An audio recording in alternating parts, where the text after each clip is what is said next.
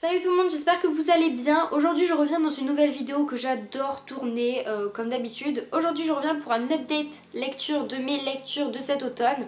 Comme pour mon update lecture de cet été, il y aura deux parties. La partie 1, donc le début de mes lectures de cet automne, et la partie 2 de mes lectures de cette fin d'automne, de ce début d'hiver même. On peut voir la pile, il y en a quand même un petit peu.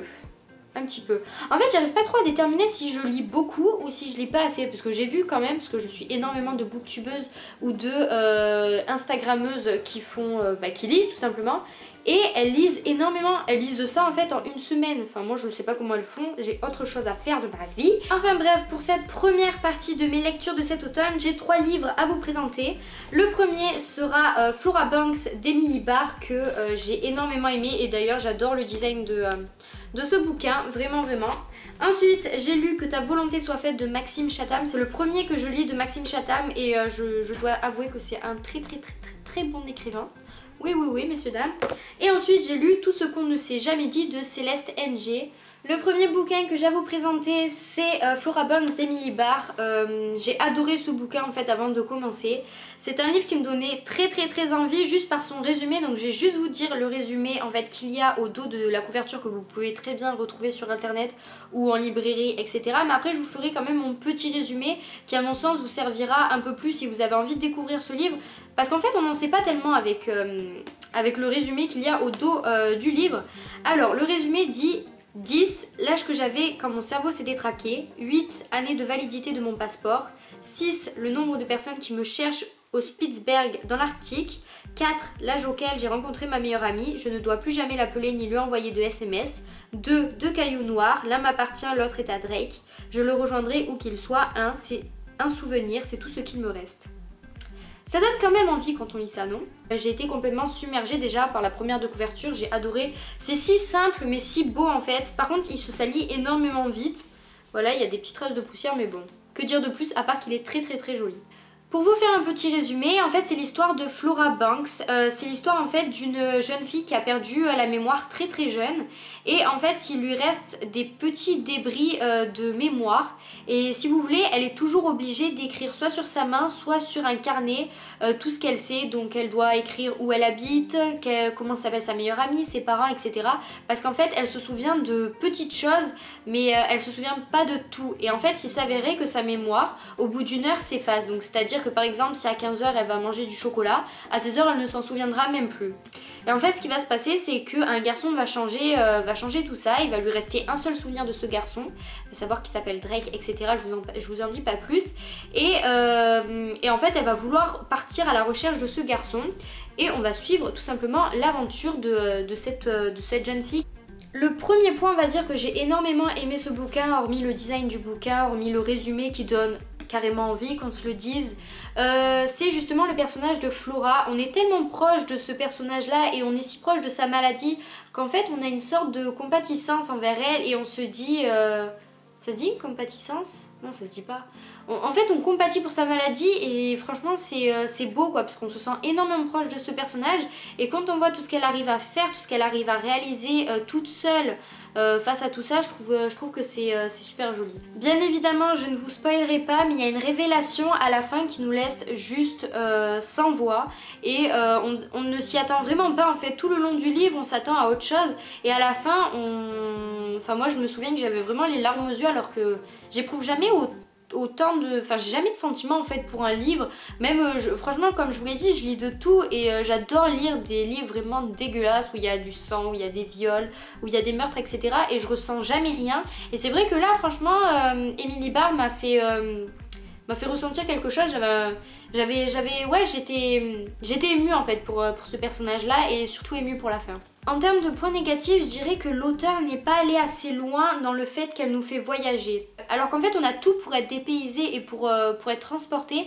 C'est vrai que parfois j'avais l'impression de revenir en fait où j'étais, et je trouve ça un peu dommage. Deuxième point négatif, et je pense aussi c'est parce que c'est une plume assez enfantine aussi, assez adolescente. On va dire que je trouve que l'auteur est parfois un peu trop maladroite sur en fait les divers passages dans le texte qui en fait vont continuer par la suite, et en fait on va être un peu embrouillé comme s'il n'y avait pas trop de cohérence entre certains passages et la suite du texte.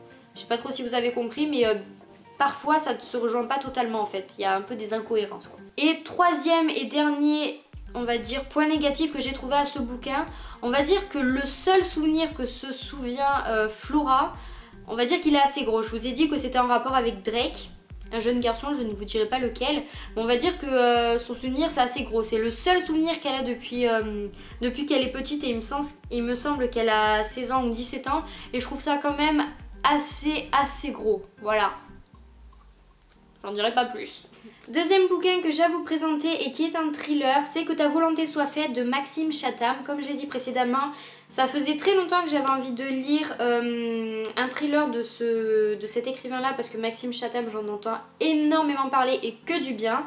Et je me suis lancée dans Que ta volonté soit faite parce que j'avais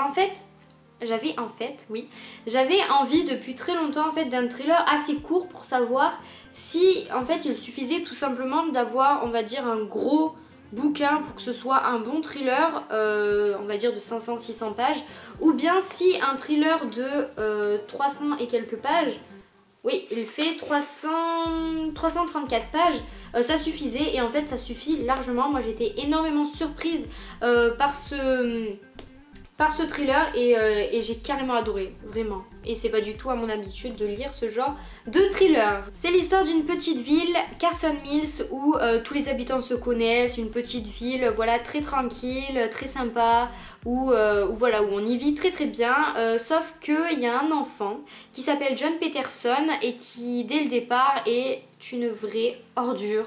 Mais on n'a jamais vu un enfant pareil, une vraie terreur. Le genre d'enfant en fait qu'on n'a pas envie d'approcher ni à l'école quand on est tout petit, ni plus tard quand on le croise qu'il soit vieux, ni encore plus tard quand il est très vieux. Voilà. Et en fait, il est ce que l'humanité a fait de pire. Donc pour vous dire à quel point ce personnage est juste horrible et qu'on n'a pas du tout envie de l'approcher. Et moi ce que j'ai vraiment adoré, c'est qu'en fait dans le résumé ils disent: il est ce que l'humanité a fait de pire, même le diable en a peur, pourtant un jour vous croiserez son chemin et là sans doute réveillera-t-il l'envie de tuer qui sommeille en vous. Et ça m'a juste donné trop envie, non pas parce que j'ai envie de tuer, bien évidemment que non, mais juste parce que j'avais vraiment envie de savoir à quel point, on va dire, à quel point en fait l'écrivain va pousser en fait cette envie de meurtre qui sommeille en nous, soi-disant, dans son thriller. L'écriture était très riche. Moi j'ai adoré la plume de l'écrivain. Il a des phrases très crues, comme une de ses premières phrases qu'il a dit elle avait la chatte plus chaude que l'enfer. Oui messieurs dames, vous avez bien entendu. Voilà, l'écrivain n'hésite vraiment pas à utiliser un langage très familier. Il est très cru dans ses paroles. On est parfois choqué si on n'a pas l'habitude de lire ce genre de thriller ou même de bouquin en fait, tout simplement. Et ça j'ai vraiment adoré parce que ça change. Et des fois ça fait du bien, mine de rien. Moi j'ai trouvé, hormis que c'est un thriller, j'ai trouvé qu'en fait c'était un thriller psychologique, parce que même moi j'ai eu très peur du personnage de John. En fait il me faisait vraiment flipper ce mec. Vraiment. Moi j'ai notamment adoré la fin. Je ne m'y suis pas attendue une seule seconde. Et en fait je me souviens qu'en fait à la dernière page de ce thriller, en fait j'étais morte de rire parce que je me suis dit mais il nous a bien eu. Souvenez-vous, dans la dernière phrase du résumé, il dit: et là sans doute réveillera-t-il l'envie de tuer qui sommeille en vous. Et en fait, si ce résumé vous laisse assez perplexe, lisez ce thriller parce que je vous jure qu'à la fin, vous allez rire vous aussi, vous allez dire: putain mais qu'est-ce qu'il est fort cet auteur, qu'est-ce qu'il est fort, je m'y attendais vraiment pas du tout. Et vraiment, vous allez tomber sur le cul comme moi en fait, je pense. Bien évidemment, comme à ma plus grande habitude, j'ai noté quand même un seul point négatif. Faut bien en trouver parfois.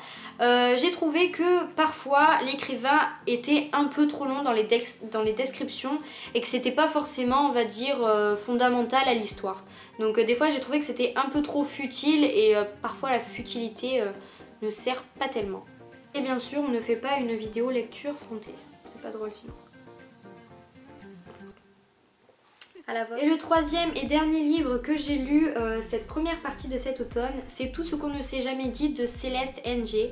C'est un livre qui me faisait de l'œil depuis un bon moment parce que j'ai beaucoup aimé le résumé de cette histoire. C'est tout simplement l'histoire en fait d'une jeune fille qui s'appelle Lydia Lee, qui a 16 ans et qui est retrouvée par la police dans un étang, morte. Et en fait on va avoir on va suivre toute l'histoire de la famille depuis le départ, donc vraiment depuis la rencontre des parents de Lydia. On va encore suivre ce qui s'est passé quand Lydia était encore plus jeune, on va suivre le passé de sa maman, le passé de son papa, son frère, sa soeur, etc. Mais on parle pas, on va dire, de la mort en soi, mais on parle vraiment de toute la vie qu'il y a autour de l'histoire. Et j'ai trouvé que c'était en fait un roman qui résume parfaitement bien tout ce qui peut se passer quand il y a une mort dans une famille et notamment un enfant. C'est un livre tout d'abord qui parle énormément de tous les sujets, notamment dans les années 50, l'intégration de la femme, l'intégration dans un pays quand on n'est pas blanc. On parle également du regret, on parle notamment de la famille. Enfin, en fait, il y a plein de sujets qui sont abordés qui nous font énormément réfléchir. Comme vous savez, moi j'adore réfléchir sur la vie, me poser plein de questions. Et souvent, c'est des livres comme ça qui me font prendre conscience que qu'il y a plein de choses qui sont fondamentales à la vie et qu'on ne fait pas forcément attention, des choses qu'on pense très futiles et parfois on ne fait pas forcément attention aux petits détails du quotidien et c'est très très important, vraiment. Il y a une question qui revient énormément dans ce bouquin, c'est est-ce que la famille est-elle toujours source de bonheur? Et si vous vous posez cette question, si vous êtes persuadé que la famille est source de bonheur pleine, de plénitude, lisez Tout ce qu'on ne s'est jamais dit. Moi je tiens vraiment à préciser que cet écrivain a une plume juste divine, vraiment pépite. Bien souvent en fait on fait trop attention à l'histoire et on s'attarde pas assez sur les mots. Et quand on lit un livre et qu'il y a de jolis mots, qu'on est absorbé dans l'histoire parce que l'écrivain met des mots justes sur l'histoire, mais qu'est-ce que c'est beau en fait. C'est le but de l'écrivain aussi d'écrire de jolies phrases et de jolis mots. Donc franchement, Céleste NG, c'est plus. Bien évidemment, j'ai noté un seul point négatif. Je dirais que parfois les chapitres sont très longs. Moi j'aime les chapitres courts parce que les chapitres courts, bien souvent c'est des chapitres assez fluides. Je parle pas pour tous les livres hein, bien sûr, c'est différent à chacun. Mais c'est vrai que les chapitres courts, bien souvent c'est fluide et ça sert à rien de faire 30 pages pour un seul chapitre selon moi. Et je trouve que c'est énormément important dans le choix du livre. Quand on a un livre qui est, bon encore lui il est très petit. Mais quand on a un livre qui est assez gros et qu'on a de longs chapitres, c'est un peu long quand même. En tout cas voilà les amis, que vous dire à part que ça a vraiment été de super bonnes lectures, de super bonnes découvertes. Moi j'ai autant adoré, on a eu une lecture assez adolescente mais une très jolie histoire. On a eu un thriller assez gore quand même, avec de mots très crus. Et on a eu une belle histoire sur la vie, donc c'est assez mixte, c'est au goût de tout le monde on va dire un peu. Et voilà quoi vous dire à part que je vous les recommande tous les trois parce que c'est de très belles découvertes. En tout cas j'espère que ma vidéo vous a plu, n'hésitez pas à me dire vos lectures du moment, les lectures que vous préférez. Si vous avez déjà lu un de ces trois livres, dites-le moi en commentaire et si vous avez aimé bien évidemment. Comme d'habitude on ne spoil pas sinon c'est pas drôle. Quant à moi je vous fais de très gros bisous, passez de bonnes fêtes et je vous dis à la semaine prochaine.